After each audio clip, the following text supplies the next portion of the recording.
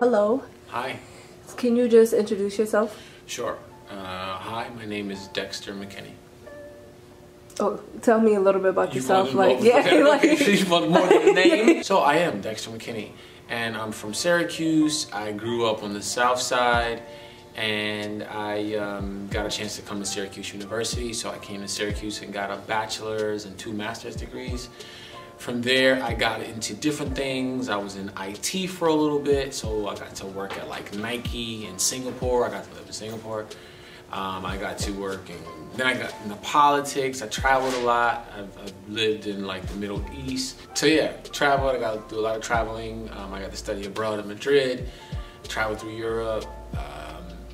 And I just, from there, I went to grad school. I got into politics, did all of that. But the whole time I knew I wanted to be an actor. So eventually I went all in with the acting, but I had been acting along the way.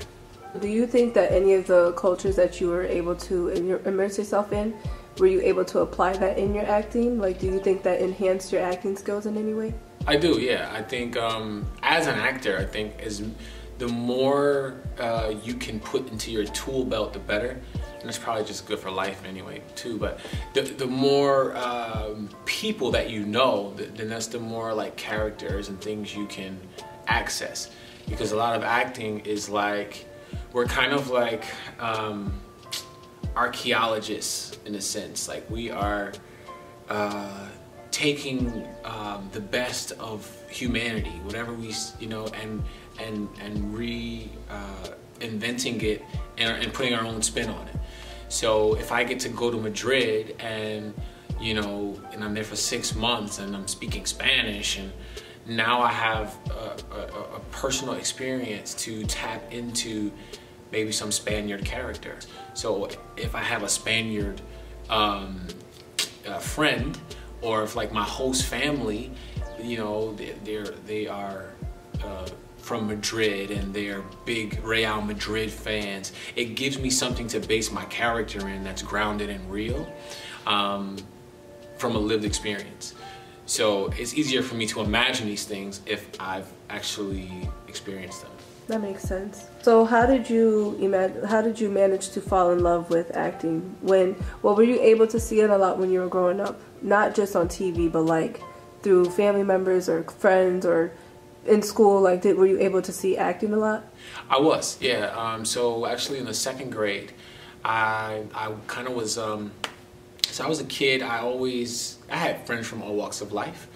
And I remember one day we were in the cafeteria. I was excited because we were going on a field trip. We were going to Nottingham High School to see Peter Pan. And a friend of mine was kind of like, yeah, you guys all excited? His name was Aaron. So you guys excited to go see the show? And we're like, yeah, man, Peter Pan, can't wait. So we get there, and just the whole theater, the ambiance, the set, it just blew me away. And then as the show started, my same friend Aaron that was just in lunch with us was one of the Lost Boys flying around Neverland. And he just never even mentioned it. And so he went from just being our friend to being this character who could fly. Mm-hmm. And I'm just like, wow, I didn't know that was an option. Like, we can be actors and live in these worlds and take flight. I knew right then, really. And then the following year, another friend of mine, we had our own play. So it was like the 3rd grade production of Pinocchio, Don't Smoke That Cigarette. The guy's name was Trevor, and he played Cyrus the Snake. He had this great villainous laugh, like, ho, ho, ho. Like he was just a really dope actor. And I just recognized, I knew that was something. I'm like, what is he doing? And we're all kind of just like in the ensemble, in the cast, singing the songs, but he's got a main part, and he just killed it. And I said, that's what I want to do. That's something that's worth my time. And by the time I got to about middle school, I was getting cast as a lead role in plays, where now the class was going on field trips to see me perform. So I always wanted to do that, but I was also, growing up on the South Side, I was also very much ingrained into the street culture, and a lot of my friends were in gangs, and I was pretty much running with gangs, so I didn't want to show that side of myself. So I kind of tucked that away, and at every chance I got, whenever it kind of popped up again, I said, sure, let me. It just kept coming back around, and whenever those opportunities came, I usually jumped on them. How did you know that acting was for you? Like, why do you think you were into acting? Like, I understand that you saw your friend doing it, but like, what about it really spoke to you, do you think? It's the earliest thing I remember wanting to do. You know, I mean, I saw my friend in the second grade in a play, but prior to that, I used to, like, you know, even to this day, like with my sister, we would like, we would just be able to reenact all the shows or the cartoons, or, you know, I was just always expressive in that way of like storytelling.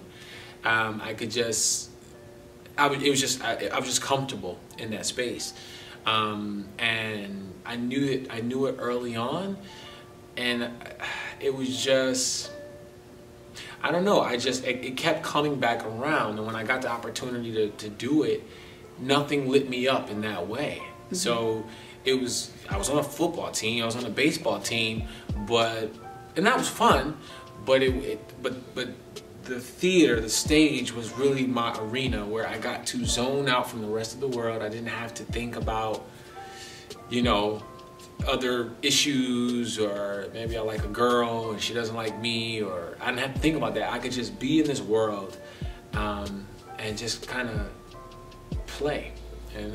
And so it's just, I've always been of the mindset of like, it's important to keep a dream alive, no matter what, you know. It's just like, I'm about upliftment and all of that, but it's also like what moves me, you know. I want to help the world, and I want to do the things that I like to do, and so for me, I kind of get to do both through art and storytelling. So you mentioned that acting was a way for you to be expressive.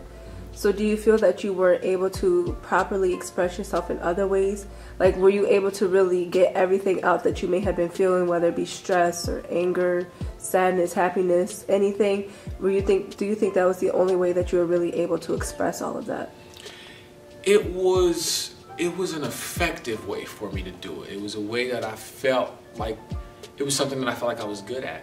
And it was something that early on I got a chance to shine at doing, you know. I think a part of, you know, a person's success has to, it doesn't have to be realistic. It doesn't have to be like something that the world thinks you can do, but it should, in my opinion, it should be something that you feel like you can do. Even if you're not great at it now, but you feel like, I can put in enough work, and I wouldn't mind the long hours. I wouldn't mind, they say you need like 10,000 hours at your craft to become a master. I wouldn't mind putting in 10,000 hours doing this. I wouldn't mind 10,000 hours of being at rehearsal and learning the script and watching them act in their scene and learning from what they're doing. It was something that I felt I was gifted with and talented with, something that I was comfortable putting a lot of work in, and I excelled at it early enough to know that it could work. Other things, like for example with football, basketball, I didn't get really good at until later, and so because other people around me were really good at that, by comparison, I'm like, man, you know. It just so happens that like some of my best friends went on to be like big time NFL stars, you know, and like super athletes in high school. So by comparison, I'm like, nah, that's, you know, that's what a good athlete is gonna look like. It's like, so I gotta find what I'm good at. I gotta find where I shine. And so I think a part of it is just kind of knowing yourself and knowing your strengths and knowing what speaks to you, you know, and that's also like, again, with that friend that I'm talking about, he had no problem getting up early at 5. If we went out last night, he don't got no problem getting up at 5 a.m. and going and do squats and work on his legs. And then all of a sudden he became like the fastest person ever, and he became really successful at that. That was something he was naturally willing to work at and was already gifted at. So I found that for myself, and the work was just different. How would you say you would go about navigating? So you have friends that are great at basketball, great at athletes, or great at sports. maybe great in school, or great at all different types of talents that they may have. So how would you go about navigating to find yourself in the midst of all of that? What type of advice would you give to other people that may be surrounded and not really know who they are, what they're truly passionate about, what they're truly good at? How would they go about navigating and finding themselves in the midst of what their friends may be doing? I think you have to be open-minded. Like, you have to be willing to try. One of the things I can say about me is that I'm willing to fail. Some people are so afraid to fail that they're not willing to try.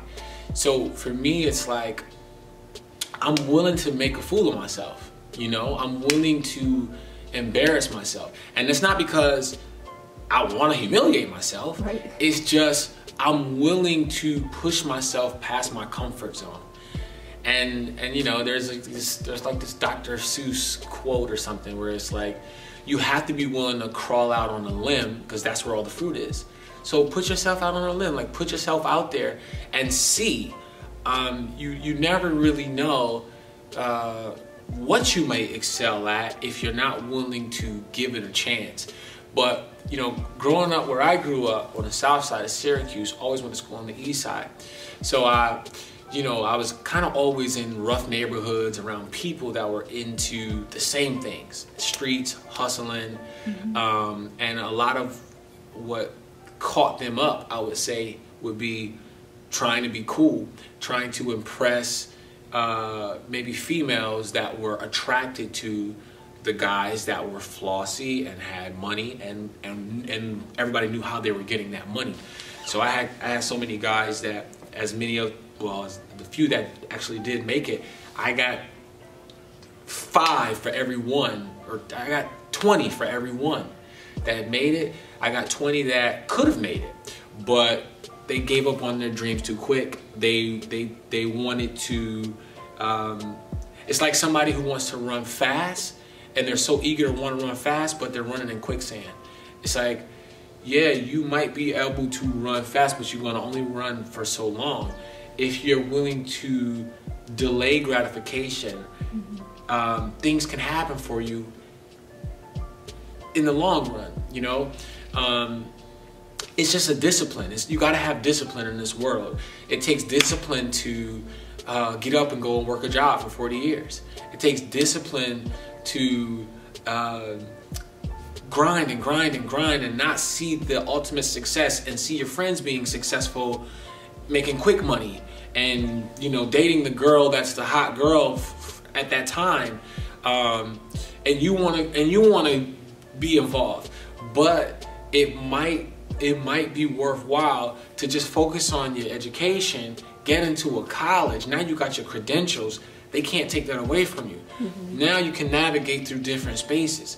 Streets ain't going nowhere. Right. You don't need credentials for that. You can come today, you can come next year. It's going to be the same thing, except it's probably going to be a little harder to survive and a little easier to get caught up. So if you try other things while you have the time to do it, you'd be surprised at how much less effort it takes to survive on like a college campus. People ask me, man, how'd you go to school? How'd you survive that? It's so much easier to come up here and get along, figure out, how to do this problem or how to get along with a professor than it is to survive in the streets when everything is after you 24 hours a day. Right. It's just no comparison. You just have to be disciplined enough to wait for your gratification and know that once it comes, it's coming forever. Right. As opposed to coming overnight and being gone in a week. Right. I like that. So to switch up the conversation a little bit, so who do you think your biggest influences were, or your biggest motivators? I had them at different points in my life, at different levels, of your life. You have different things that you aspire to. It's like after a while, this becomes normal, and now your peers are here and a little bit above you. So you're looking at different things. But in terms of just like from, I guess, high school to college, or middle school through college, I had an uncle who was you know, neighborhood guy, but just a smooth guy. He had some business acumen. He took care of his family. He was just a solid role model in an environment where there were few and far between, right? It's just hard pressed to find a solid black man to look up to. And he was one for me, my uncle. Just, you know, I had a good I have a good family. I have a great father, but my father is long distance, but he is a great role model. He is a great teacher. So I got good tutelage and somebody holding me accountable. I got to show him my report card. But I can still run around in these streets because he's not here. Like he's long distance. All I got to do is show up for a week to Maryland, and I can come back home and be me. So I had like mentors. I was in programs. I was never a person that felt like I had to make every mistake for myself to learn from it. Like I saw other people make mistakes. I was raised by a lot of like OG like street guys that were really popular and really street savvy, but they were also getting caught up all the time. And so it's like I saw I didn't see the retirement plan. I didn't see the end goal, right? I just saw a lot of quick runs, like a quick hot summer. You hot for 2 summers, and then you stressing about how you got to go back to jail and you got to deal with this problem and that problem. It just the glory didn't outweigh the problems that came with the life. So I learned a lot of what not to do based on watching people that I looked up to who were fresh, who had pockets full of money, but had to go sit down for 8 years. Do you think that the guidance that you had from your uncle really pulled you away from that? I'm trying to get at, because there may be people out here who don't have any true guidance, anybody to really look up to as a positive figure. Sure. So how would those type of people go about making it out of that type of lifestyle? So that's why I was more so alluding to the collective. It was my uncle, it was my father, it was my parents, my mother. It was the programs I was in. I was in Hillside, Liberty Partnership program. I was in all these programs. You know, there'd be times where I didn't want to necessarily leave school because I kind of knew I was going to be with people, and I wanted to be cool and I wanted to hang out, but I didn't necessarily want to go and do all the stuff that they were trying to do. So if I was in these programs that occupied my time, it made sure that I had help with my homework. It gave me a chance to take trips. So I was in a program where one week we were in Boston and we were touring Harvard University. And I got to be on a college campus like, this looks cool. I don't get to see stuff like this.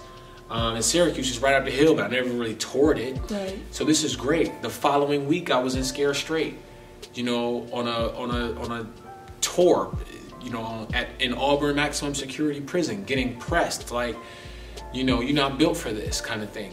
So I got all these experiences, and I felt them, you know, I felt them. I'm like, all right, I'd much rather go this way and stick with the people that seem happy, that seem like they seem like they're living good lives, and they're giving me some good advice. Unfortunately, when you grow up in a tough neighborhood, you get a lot of bad advice. You get a lot of bad examples, and if that's what you see, you know that that's something you can be. So you don't even consider the fact that, like, yeah, but it's prison. We don't really. Well, if everybody else doing it, it must not be that bad. That's kind of how you process it. But when you start to have more conversations with different kind of people from different places, not from the same place as you, not living those lifestyles, you get to see different options. And I think you know, we have to be able to see it. You know, we have to be able to visualize it, to know that that's possible. Somebody that looks like me did it, so I can do it. Right.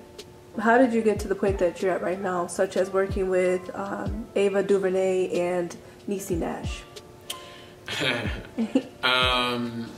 That's, that's an accumulation of choices. I think what we all are, at the sum of it, is just an accumulation of our choices. There was a time where I chose to hide from this acting thing, but I always kept at it, and I always came back to it, and I gave myself a chance, right? So I didn't do something that would isolate me from that dream. Mm-hmm. I didn't, get a bunch of responsibilities that I had to prioritize over my dream. I tried different things career-wise. I jumped into different relationships that, tested me and tested my drive for my dreams. But ultimately, I always had this voice inside of me saying, you got to live your life and not the life that somebody else wants you to live. And so I kept at it. I found a way to get in classes.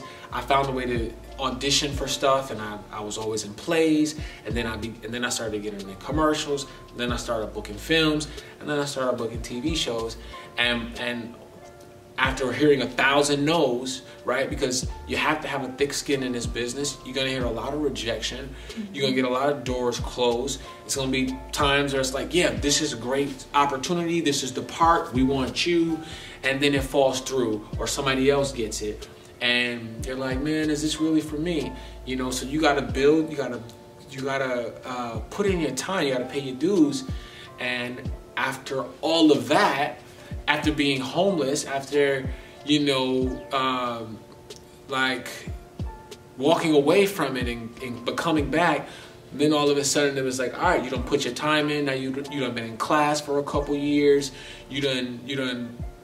Now you're ready, and this is for you. So I just think ultimately, what God has for you is for you. Mm-hmm. So you can't get caught up on the things that you thought you were supposed to have, or this is gonna be my moment. Oh, that's not my moment. Your moment.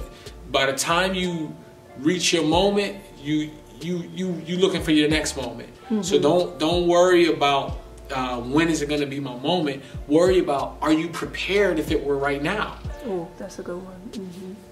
What do you think the greatest advice is that you've ever been given, that you've been able to hold on to, and that continues to push you? You gotta go where you can grow. A brother who was a faculty member at SU, he gave me that advice. It's just, I don't know why that's jumping out at the top of my head, but it's something that stuck with me. Like, my uncle used to tell me, you can't grow up in your own backyard. So you have to understand, you have to kind of be in tune with your life and your surroundings and what's happening. You can't just be kind of coasting through life and just letting life happen to you. Life is happening for you. So are you interpreting and locked in and in tune with what's happening? If this thing is like a living and breathing thing, you got to understand when it's like, okay, nothing's happening here. It's time for me to go, or I'm not growing with this person, or we're growing in separate ways. You have to be willing to sacrifice who you are for who you could become. It's like, you might be comfortable. Of course you're comfortable. And being comfortable is a great way to be stagnant and stop growing. But when you have a little bit of discomfort, when you have a little bit of uncertainty, mm-hmm. you have a little bit of, I gotta really work at this thing. Now you're pushing your mind to expand. That's a great thing about traveling. You go to South America, and if you don't have, you're a black, person that wasn't raised speaking Spanish.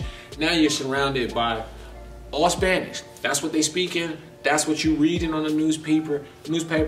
You have to be in tune with everything. You can't just coast. So all your senses are heightened. Your mind is working at because you got to survive, and you got to pay real close attention because they speaking real fast. You know what I'm saying? So you like, háblame más despacio, right? Like, speak to me a little slower, slow it down for me.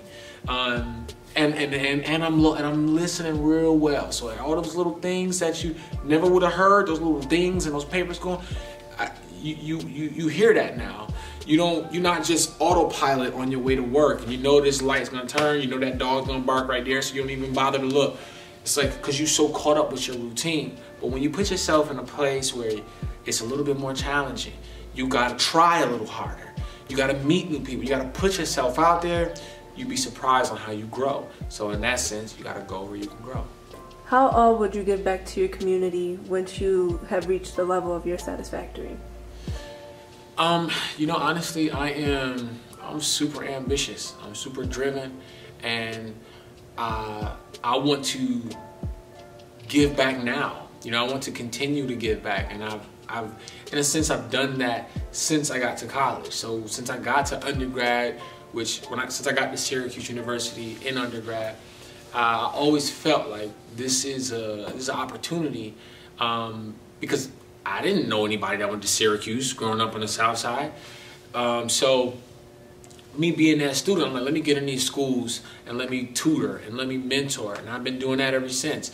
My first job I took at Corcoran High School as a Hillside youth advocate, because I was in those type of programs, and that's what helped me.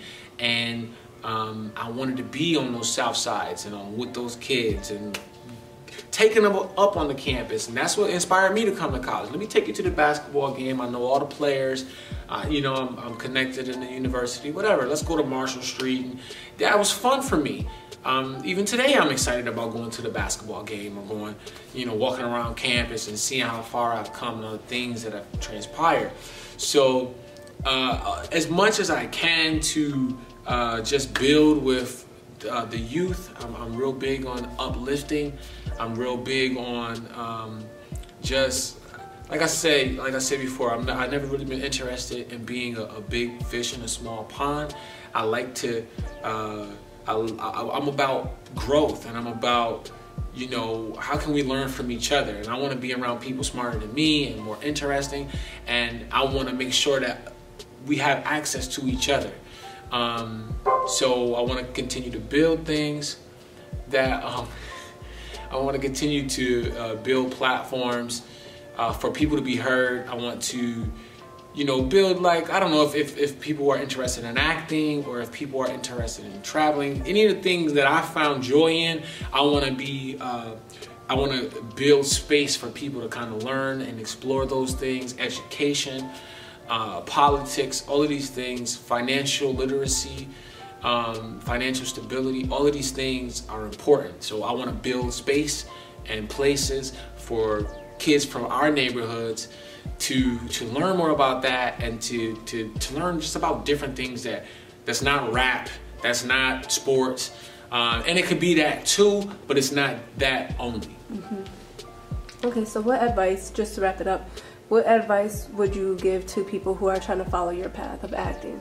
Or, just living, I guess, in this world, not just existing? Well,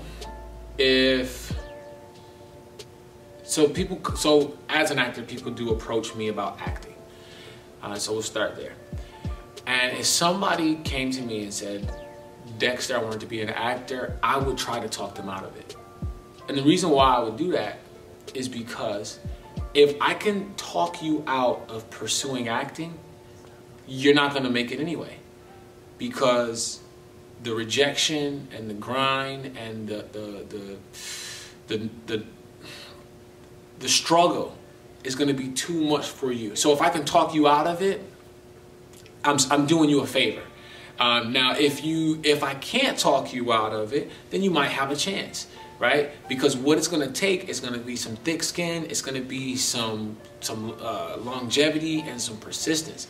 And it might take a while for it to work, but you have to be willing to get good at it, right? So get in the theater and practice and look up scripts and look up plays and just run them. and get good at the craft first, because you don't want to be in a room with somebody that can give you an opportunity and you're not ready, and you suck, and you don't know what you're doing, and it's clear. So you want to get ready first. And that's the same thing about life. Like, don't get so caught up with I need to be there. Be where you are. Be present and do what you can with where you are. Try to just be in the moment and be present and be grateful for where you have and what you are today. So many of us take our privilege for granted, right? The fact that you and I got to walk in here, look around, this is a privilege, right? Move some stuff around with both of our hands and pick things up. Like, we all have certain privilege that we take for granted, and I think the more we are appreciative of what we do have, and thankful for that, the more we get to